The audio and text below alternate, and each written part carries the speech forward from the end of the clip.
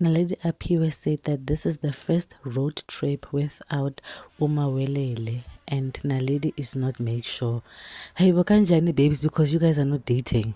Oh, like, I mean, hey, like I'm confused here, but I think that I'm just joking with that. But I think that what she meant to say is that, since she started her music career, especially her hits, when she was going from gig to gig, she always did it with Umawele. I don't think this is because of their dating or anything. I doubt that they are dating. I think it's just saying that she's going to go on a road trip without Umawele. Well, on this trip, she was going out with her family. She was going back home with her family, and I think that when she took long road trips, it has always been with Omawelele. So I don't know what she means when she says, and the ladies not make sure. Kanjani.